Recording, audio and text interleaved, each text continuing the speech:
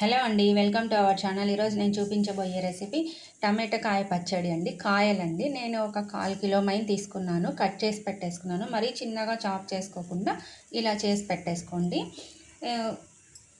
పచ్చిమిరపకాయలు కారానికి తగ్గట్టు తీసుకోండి. కొంచెం చింతపండు, ఆల్రెడీ టమాటాలలోనే పులుపు ఉంటుంది, కానీ కొంచెం చింతపండు తీసుకోండి.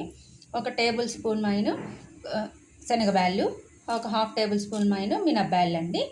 ఇప్పుడు రెసిపీ చూసేద్దాం. ఇప్పుడు ప్యాన్ పెట్టేసి ఆన్ చేశానండి. స్టవ్ వెలిగించేసాను.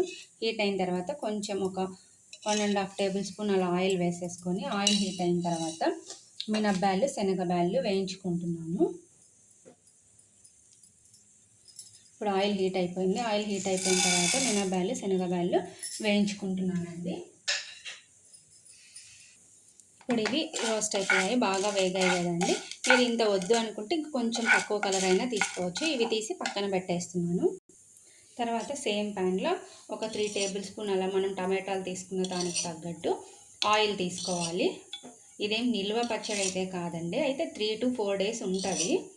కొంచెం ఆయిల్ తీసుకున్నాను. తర్వాత ఆయిల్ వేగిన తర్వాత కొంచెం జీలకర్ర అలా కొంచెం వేగంగానే పచ్చిమిర్చి,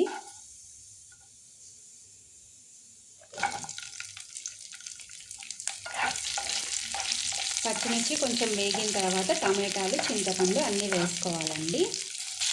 ఇలా పచ్చిమిర్చి కొంచెం వేగిన తర్వాత టమాటాలు,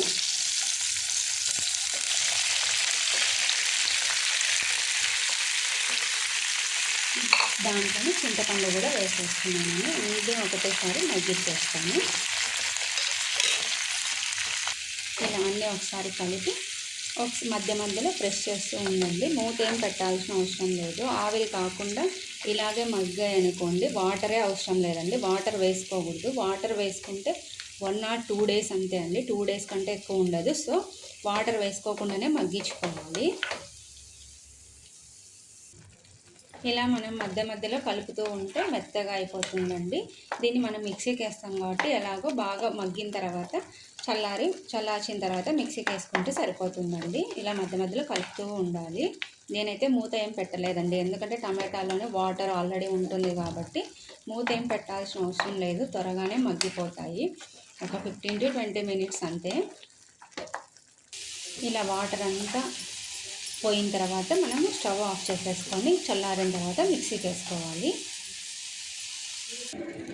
మనం ఇలా ఫస్ట్ శనగబ్యాళ్ళు, మినప్పాలు ఇలా పొడి చేసి పెట్టేసుకోవాలి. తర్వాత దీన్ని టమాటా మనం మగ్గించింది దీంట్లోకి వేసుకోవాలి. వేసుకొని మిక్సీకి వేసుకోవాలండి. ఇలా మన టమాటాకాయ చట్నీ రెడీ అయిపోయిందండి. దీన్ని బౌల్లోకి తీసుకొని సర్వ్ చేసుకోవచ్చు. చపాతీలోకి బాగుంటుంది, రైస్లోకి బాగుంటుంది, రొట్టెలోకి కూడా చాలా బాగుంటుందండి. టేస్ట్కి తగ్గట్టు సాల్ట్ కూడా వేసానండి, నేను చూపించడం మర్చిపోయాను. టేస్ట్కి తగ్గట్టు వేసుకోండి.